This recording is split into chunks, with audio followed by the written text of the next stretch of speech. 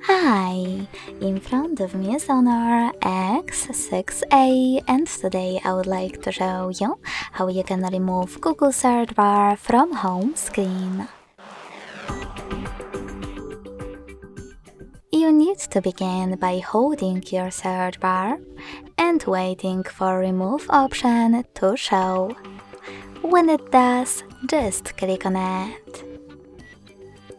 Lastly, confirm your choice in the pop-up. So when I do that, as you can see, my search bar was successfully deleted.